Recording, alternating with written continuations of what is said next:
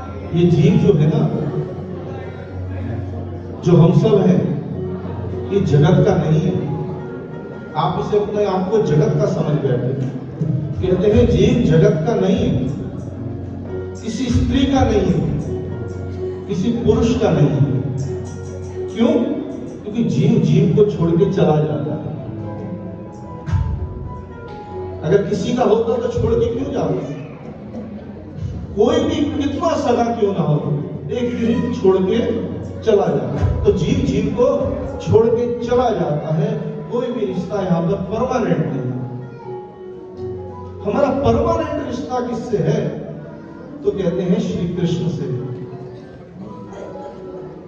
भगवान ने श्रीमद् भगवद गीता में बात बताई कि ममे वांशो जीव लोके जीव भूता सनातनः मनः षष्ठानि इंद्रियाणि प्रकृति स्थानी दर्शति। ये जितने भी जीव है ना, ये मेरा ही सनातन अंश है। हम अपने आप को जगत का समझ बैठे, हम जगत के नहीं हैं, हम भगवान श्री कृष्ण के हैं। और कोई कहे कभी हम रहे होंगे भगवान का अंश, लेकिन अब तो संसार में आ गए, संसार के हो गए। तो कहते नहीं, ऐसा नहीं कि पहले आप थे अब नहीं हो, ऐसा नहीं है। कहते सनातन, जीव भूता सनातन। सनातन का क्या अर्थ है? सनातन का अर्थ है जो पहले था, अब है और आगे भी रहेगा, हमेशा रहने वाला, उसका अर्थ होता है सनातन। तो भगवान ने कहा जीव भूता सनातन, ये हमेशा से ही मेरा अंश है और आगे भी रहेगा। इस संसार को ना धर्मशाला की उपमा दी गई। संतों ने इसे धर्मशाला कहा। जैसे समाज के कुछ बड़े लोग मिलकर के चंदा इकट्ठा करते हैं, फिर एक धर्मशाला बना देते हैं। धर्मशाला में यात्री आते हैं, ठहरते हैं, चाहे मुसाफिर आए, कोई कारोबारी आए, कोई यात्री आए, तो उस धर्मशाला में रुकता है, अपना काम करता है, जितने दिन रुकना है रुकता है, उसके बाद वो धर्मशाला का कमरा खाली करके चला जाता है। इसी तरह ये जीव भी इस शरीर में आता है और संसार के सारे काम करता है। जब इसकी आयु पूर्ण होती है तो इस शरीर को छोड़ करके चला जाता है। कैसे? भगवान ने कहा वांसासी जीर्णानि यथा विहाय नवानि गृह्णाति नरोपराणि तथा शरीराणि विहाय जीर्णानि ज्ञानी संयाति नवानि देह। जैसे हम पुराने कपड़ों को त्याग करके नए कपड़े पहन लेते हैं। हमारे कपड़े पहनते रहो एक दिन पुराने हो जाएंगे, तो क्या करते हैं? उनको त्याग देते हैं और बाजार से नए कपड़े ला के पहन लेते हैं। पुराने कपड़ों से आपका कोई मोह नहीं है, उसको आपने त्याग दिया तो त्याग दिया। इसी तरह ये जीवात्मा भी इस शरीर को ग्रहण करती है। जब ये जीर्ण शीर्ण हो जाती है तो इसको भी त्याग देती है। जीवात्मा को शरीर से कोई मोह नहीं होता और वो फिर नया शरीर धारण कर लेती है। वांसासी जीर्णानि यथा विहाय नवानि गृह्णाति नरोपराणि तथा शरीराणि विहाय जीर्णानि। जो जीर्ण शीर्ण शरीर है इसको जीवात्मा त्याग देती है और नवानि गृह्णाति नरोपराणि, नया शरीर धारण कर लेती है। इसलिए अगर कोई कहे, जैसे धर्मशाला में आ जाए, रुक जाए और कहे कि मैं तो कमरा खाली नहीं करता, मैं तो यही रुकूंगा, तो क्या होगा? तो धर्मशाला वाले जो मालिक लोग हैं उसको जबरदस्ती उठा के बाहर कर देंगे, उसका सामान उठा के बाहर फेंक देंगे। अगर इसी तरह जीवात्मा कहे कि मैं शरीर को नहीं छोड़ता, मेरा तो इसमें मोह है, भाई मैं तो जीऊंगा, मैं तो नहीं मरता, तब क्या होगा? तब कहते यमदूत आ जाते हैं, जबरदस्ती खींच करके उसको ले जाते हैं। शरीर तो छोड़ना ही पड़ेगा। इसलिए अपने सच्चे संबंध को पहचानो कि आप किसका अंश हो, उसके साथ मोह लगाने का प्रयास करो। इस संसार से अपने आप को थोड़ा विरक्त करो। इसी को वैराग्य बोलते हैं। करना सब कुछ है संसार में रहकर, लेकिन कैसे कमल के पत्ते की तरह जैसे कमल का पत्ता जल में रहता है और जल से उसको निकालो तो उसको जल नहीं मिलता, वो अलग होता है। इस तरह संसार में रहो, गृहस्थी में रहो, लेकिन मन से ये रखो कि जब मेरा बुलावा आएगा तो मैं इन सबको छोड़ने को तैयार हूं। इसी को क्या कहा? मुक्ति। जब आप सबका मोह त्याग दोगे और परमेश्वर के हो जाओगे तो कहते हैं, इसको कहते हैं मुक्ति। मुक्ति दो तरह की होती है भक्तों। एक तो होती है क्रम मुक्ति, एक होती है सद्य मुक्ति।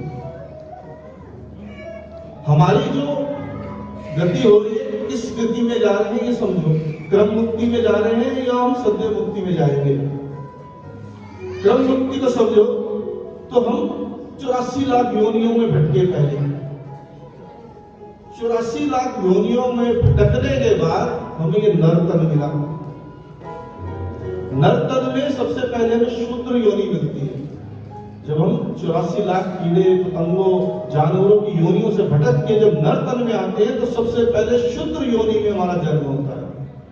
और शूद्र योनि में यदि हम चोरी चकारी ना करें, व्यभिचार ना करें और अपने कर्तव्य कर्मों का पालन करेगा वो शूद्र, तो उसको वैश्य के घर में जन्म मिलेगा।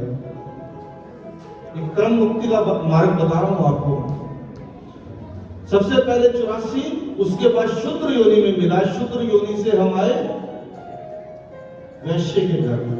वैश्य जो व्यापार धंधा करते हैं, बनिया लोग जिनको बोलते हैं, तो वो व्यापार धंधा अगर ईमानदारी से करे, झूठ ना बोले, धर्म कर्म करे, तब उसको क्षत्रिय कुल में जन्म मिलता है। क्षत्रिय के यहां जब जन्म लेता है तब अपना कर्तव्य पालन करे, राष्ट्र की रक्षा, ब्राह्मणों की रक्षा, संत जनों की रक्षा और सत्मार्ग करे, शुभ कर्म करे, तब उसको ब्राह्मण कुल में जन्म मिलता है उस जीव को। अब ब्राह्मण कुल में जन्म लेने के बाद वेदाध्ययन करे, ब्राह्मणोचित कार्य करे, धर्म कर्म करे, व्यभिचार ना करे, पाप ना करे, तब उसको अग्निहोत्री ब्राह्मण के कुल में जन्म मिलता है। ब्राह्मण से भी ऊपर अग्निहोत्री ब्राह्मण। अग्निहोत्री ब्राह्मण जो तीनों वेदों का अध्ययन करते हैं और तीनों वेदों के ऋग्वेद, सामवेद और यजुर्वेद, इनके मंत्रों से यज्ञ करते हैं निरंतर और निरंतर दान दक्षिणा करते हैं वो ब्राह्मण। उन्हें बोलते हैं अग्निहोत्री ब्राह्मण। यहां कम मिलते हैं, दक्षिण भारत में है, तो उनके कुल में जन्म मिलेगा। वहां भी जब वो उस मार्ग पे चलेगा तब उसको उत्तरोत्तर वृद्धि होगी, तब योगी के घर में जन्म मिलेगा। तब योगी के रूप में उसको जन्म मिलेगा।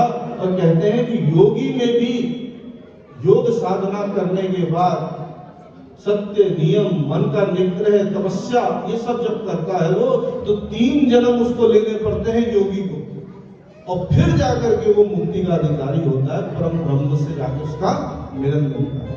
ये कौन सा मार्ग है? क्रम मुक्ति। इसके बाद आती है दूसरी सद्य मुक्ति। अब ये सद्य मुक्ति कौन सी है? ये हमारे श्री कृष्ण भगवान देते हैं। यहां वो क्रम का इंतजार नहीं करते, किस योनि में है ये इंतजार नहीं करते। देखते हैं मेरा जीव लायक हो गया है तो बस उसको मुक्त कर देते हैं, कृपा के बल पर, साधन के बल पे नहीं। क्रम मुक्ति में साधन थे, हम अपने आप प्रयास कर रहे थे आगे बढ़ने का, लेकिन सद्य मुक्ति में प्रभु कृपा हुई, और प्रभु कृपा हुई तो जीव का उद्धार हो गया। गोपी आती है मैया के पास शिकायत लेकर कि वत्सान मुंचित क्वचित समय, कि मैया तेरा कन्हैया जो है ना, ये समय से पूर्व ही हमारी गायों के बछड़ों को छोड़ देता है, वो सारा दूध पी जाते हैं। तो वहां ये बताते हैं कि जो समय पे बछड़ों को छोड़े वो तो साधारण द्वारा होता है। हमारे भगवान श्री कृष्ण समय से पहले मुक्ति देने वाले हैं। समय ना भी आया हो जीव का, अगर प्रभु की कृपा हो गई तो जीव का उद्धार तुरंत हो गया। भगवान ने कहा सर्वधर्मान परित्यज्य माम एकम शरणम व्रज अहम त्वाम सर्व पापेभ्यो मोक्षयिष्यामि मा शुचा। गीता में कहा भगवान ने, प्रमाण दे रहा हूं उसका मैं सद्य मुक्ति का। क्या कहा? सर्व धर्मान परित्यज्य, जो जो धर्म है, चाहे बनिए का धर्म, चाहे ब्राह्मण का धर्म, चाहे क्षत्रिय का धर्म, जो भी धर्म है उन सबको तू छोड़ दे, केवल एक मेरी शरण में आ जा। क्या कहा? श्री कृष्ण शरणम। लाल जी महाराज जी ने ये मंत्र दिया ना, तो भगवान भी कह रहे हैं माम एकम शरणम व्रज, मेरी शरण में आ जा। तो क्या होगा? भगवान मैंने तो बहुत पाप किए, मैं कैसे मुक्ति का अधिकारी बनूंगा? तो कहते हैं अहम त्वं सर्व पापेभ्यो, मैं तुझे सभी पापों से मुक्त कराऊंगा। तू नहीं मुक्त हो रहा, मैं तुझे करवा रहा हूं कृपा के बल पर। अहम त्वं सर्व पापेभ्यो मोक्षयिष्यामि मा शुचा, और तुझे मोक्ष का अधिकारी बना दूंगा। जो हमें क्रम मुक्ति से कितने जन्मों के अंतराय के बाद मिल रही है, सोचो। लेकिन यहाँ पे भगवान ने कह रहे हैं कि केवल तुम मेरी शरण में आ जाओ, श्री कृष्ण शरणम मम का सुमिरन करो और मुझे अपने आप को समर्पित कर दो। उसके बाद तुम्हारी जिम्मेदारी मैं वहन करूंगा, योग क्षेमम वहम में। भगवान कहते हैं ना गीता कि तुम्हारा योग क्षेम मैं वहन करूंगा, उसके बाद तुम चिंता नहीं करोगे, तुम्हारी चिंता मैं करूंगा। बोलो सच्चिदानंद भगवान की। भगवान को कोई स्वार्थ नहीं। तो सोचिए भगवान क्यों कर रहे हैं? जैसे माता पिता होते अपनी संपत्ति किसको देके जाते हैं? अपने पुत्र को, है ना, वसीयत लिख जाते हैं ना कि मेरे बाद ये मेरा पुत्र अधिकारी होगा। तो भगवान भी अपनी वसीयत जो है अपने पुत्रों में बांटना चाहते हैं, क्योंकि नमे वांशो जीव लोग के जब कहा ना, तो उन्हीं का अंश हुए, तो उनका अंश होने से उन्हीं के बच्चे हैं भगवान के, श्री कृष्ण का अंश है। और श्री कृष्ण कैसे हैं? कहते आनंद स्वरूप है, परमानंद रूप है। उस आनंद का अनुभव कराने के लिए, उस परमानंद का अनुभव कराने के लिए भगवान जीवों को अपनी ओर खींच रहे हैं। कृष्ण जो खींच रहे हैं अपनी तरफ कि इस आनंद का अनुभव करो भक्तों, उसको करवाने के लिए भगवान को कोई साधन नहीं चाहिए। भगवान को कोई सुख की इच्छा नहीं है कि भगवान को सुख चाहिए, नहीं। गंगा मैया को कभी प्यास नहीं लगती, सूर्य नारायण को दीपक दिखाने की आवश्यकता नहीं है। जहां सूर्य नारायण भगवान होते हैं ना, वहां अंधेरा ठहरता ही नहीं। तो वो कैसे हैं? वो लक्ष्मीपति हैं भगवान श्री कृष्ण। तो लक्ष्मीपति को हम कुछ दे सकते हैं? भगवान हमसे क्या उम्मीद कर रहे हैं? केवल मेरी शरण में आ जाए। और आप ये ना समझो कि भगवान को सुख चाहिए आपसे, भगवान को सुख की इच्छा ही नहीं है। वो केवल और केवल हमारे को उस आनंद का अनुभव कराने के लिए हमें अपनी ओर खींच रहे हैं। इस बात को हम समझें। इसीलिए ये भक्ति मार्ग बड़ा विलक्षण है भक्तों। भक्ति मार्ग में प्रभु की कृपा ही सर्वोपरि है। जब भगवान गोकुल में आए ना, तो गोपियों को अपनी ओर खींचा था, यशोदा मैया को अपनी ओर खींचा था। उन्होंने कोई साधन नहीं किए, कोई जप नहीं किया, कोई तप नहीं किया, कोई वेदाध्ययन नहीं किया। गोपियों ने किया था, यशोदा मैया ने किया था? नहीं। केवल और केवल उन जीवों को अपनी ओर खींचने के लिए भगवान ने वो सब लीलाएं करी। तो भगवान की जो लीलाएं हैं वो जीव को अपनी ओर खींचने के लिए है। एक गोपी का प्रसंग आ जाता है। एक बार नारद जी आकाश मार्ग से जा रहे थे। एक गोपी जमुना जी के घाट पे बैठी हुई रो रही। नारद जी रुके। नारद जी ने कहा, गोपी तू क्यों रो रही है? गोपी कहती, महाराज मुझसे कुछ ना पूछो, मैं बहुत परेशान हूं। उन्होंने कहा, बता तो सही क्या हुआ? उन्होंने कहा, महाराज मेरे से कोई काम बन ही नहीं पा रहा। मेरी सास मुझे गालियां देती है कि क्या हुआ, बता तो सही। कि आज सुबह की बात है, सुबह सुबह मैं गैया का दूध निकालने गई, दूध धोने बैठी बाल्टी लेकर के, वहां पर कन्हैया आ गया। कन्हैया कहने लगा भाभी मैं भूखो हूं, ले थोड़ा सा दूध पिलाई दे। मैंने कहा कन्हैया तू भूखो है और बैठ, मैं तुझको उष्ण दूध की धार पिलाती हूं। तो सीधा थन लिया और उसकी धार में कन्हैया के मुख में डालने लगी और कन्हैया मुख खोल के वो दूध पीने लग गया। और जब मैं दूध पिलाते पिलाते थोड़ी देर हो गई तो पीछे से मेरी सास गालियां देने लग गई, अरे बावरी क्या कर रही है। तो मुझे होश आया कि कन्हैया तो वहां था नहीं, दूध सारा नीचे गिर रहा था और मैं कन्हैया के ध्यान में मगन हुई दूध कन्हैया को पिलाई जा रही थी। फिर सास ने डांटा, अरे बावली जा, घर में मेहमान आने वाले हैं, थोड़ा सा धान कूट ले। कह रही मैं धान कूटने गई और वहां पर कन्हैया आ गया। क्यों भाभी, सास ने कुछ ज्यादा डांट दिया क्या? तो मैंने कहा अरे तू छोड़ सास की बातों को, तू अपनी सुना, तू कैसा है। उससे बातें करते करते मैं इतनी मगन हो गई कि मैं धान कूटना ही भूल गई। पीछे से फिर सास मुझे गालियां देती आई, अरे बावरी फिर तू हो गई, अरे धान कूटना था तेरे से वो भी नहीं हुआ, ले घर में जल नहीं है, मटका पकड़ और जा जमुना जी पे जल लेकर के आ। फिर मैं यहाँ आई, जमुना जी से जल भरा और मटका भारी था, मटका उठाने की कोशिश कर रही थी, उठ नहीं रहा था। सामने से कन्हैया आ गया। कन्हैया ने कहा क्या हुआ भाभी, मटका भारी है, थोड़ा सा उचकाई दूं? हाँ कन्हैया तेरा बड़ा भला होगा, थोड़ा सा उचकाई दे। तो जैसे ही मैं घड़ा उठाया तो कन्हैया तो वहां पे था ही नहीं और मटका मेरा टूट गया। अब मैं वही बैठी हूं, आज मैं यहाँ पे प्रण लेके बैठी हूं कि इस कन्हैया को अपने अंदर से निकाल करके ही घर जाऊंगी, नहीं तो नहीं जाऊंगी।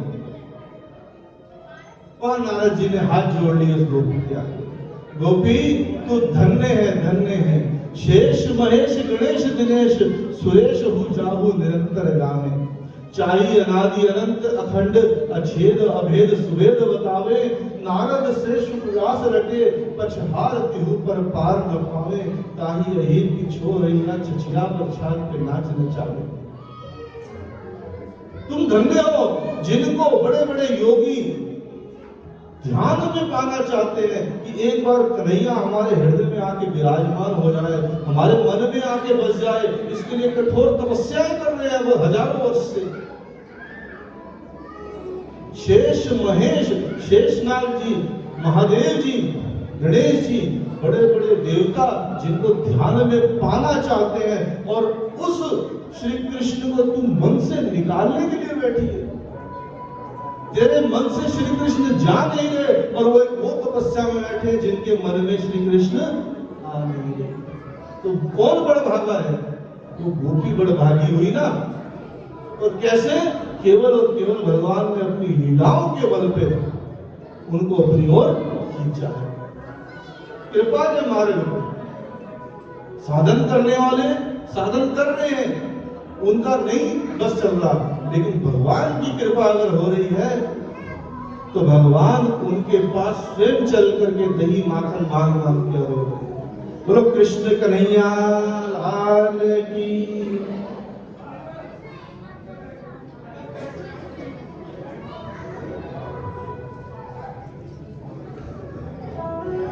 इस संसार में भगवान ने ना दुख जानबूझ के रखा है। क्यों रखा? कि ये दुख होता है ना, तभी जीव मुझे याद करता है। अति दुख में जीव मेरी शरण में आता है, नहीं तो नहीं आते। अगर भगवान आपको सुख दे देना तो आप संसार में मस्त रहोगे, भगवान को कभी याद नहीं करोगे। लेकिन भगवान हमारा भला करने के लिए हमारे ऊपर दुख देते हैं कि दुख होगा तो ये मुझे याद करेगा, अति दुख होगा तो फिर मेरी शरण में आ जाएगा, फिर इसको गृहस्थी से वैराग्य हो जाएगा कि संसार बेकार है, संसार में कुछ नहीं रखा। जब दुखी आदमी होता है तब भगवान की तरफ जाता है, इसलिए भगवान ने संसार में दुख रखा है। शुरुआत में पहले हम सब जीव भगवान की शरण में थे, भगवान के चरणों में रहते थे। फिर इस जीव का मन किया मुझे जगत देखना है, संसार को देखना है, संसार में घूमना है। तो भगवान को कहने लगा ये जीव कि भगवान मुझे आपके पास नहीं रहना, मुझे संसार देखना है, संसार घूमना है। भगवान ने कहा देख तू संसार में घूमना तो चाहता है, वहां पर तुझे सुख तो मिलेगा लेकिन दुख भी भोगना पड़ेगा। जब तुझे दुखों का अनुभव होगा तो दुखों की निवृत्ति मेरी शरण में आने के बाद ही होगी। इसलिए जब भी जीव पे दुख आए तो संसार की तरफ ना मुड़े कि मेरा दुख ये दूर कर देगा, तब उसे केवल और केवल प्रभु श्री कृष्ण की शरण में जाना चाहिए, वही जीवों का दुख दूर करते हैं। और जब भगवान की शरण में कोई जीव चला जाता है तो वो कभी दुखी नहीं होता, कभी दुखी नहीं होता।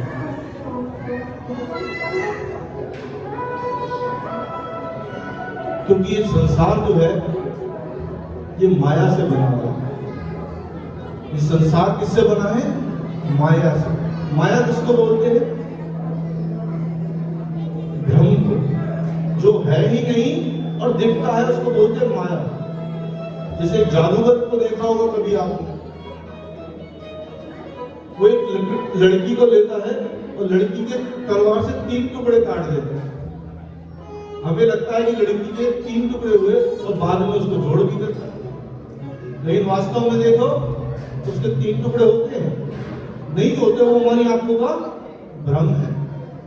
इसी तरह संसार में हमें जितने भी रिश्ते दिख रहे हैं ना, जितने संबंध दिख रहे हैं वो सब भ्रम है, वो सब टूट जाते हैं।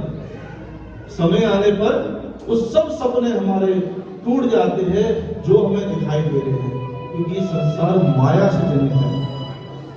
आप संसार के सुखों को ढूंढने जाओगे ना, कहोगे कि मुझे बड़ा मकान मिल जाए तो मैं सुखी हो जाऊं, मुझे गाड़ी मिल जाए तो मैं सुखी हो जाऊं, या मुझे इतना धन दौलत मिल जाए तो मैं सुखी हो जाऊं। तो भक्तों बताऊं, आज तक जन्म से लेकर आज तक जितनी भी इच्छाएं आपने मांगी होगी ना, कई बार वो आपकी पूरी भी हुई होगी, लेकिन फिर भी आप सुखी नहीं हुए।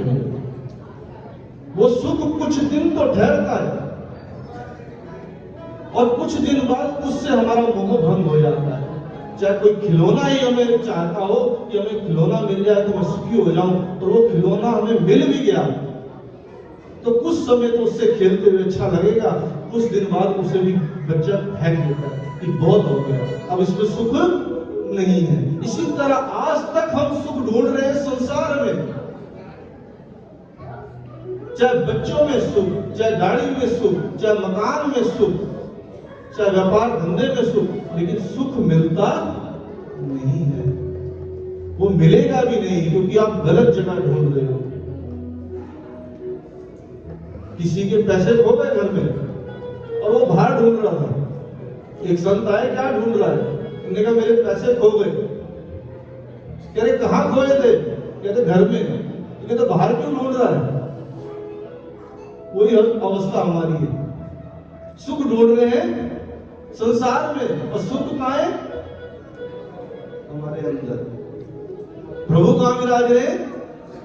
हृदय से अर्जुन दृष्टि, हमारे हृदय में विराजमान है। और सच्चा सुख आपको प्रभु की शरण में जाने में मिलेगा। आप अपने घर में नहीं ढूंढ रहे सुख, सुख संसार में ढूंढ रहे हो, इसीलिए धोखा खाते हो, क्योंकि संसार माया से पैदा हुआ है और वो भ्रम है, वहां कभी सुख मिलने वाला ही नहीं। और सच्चा सुखी वही है जो भगवान की शरण होकर रहता है।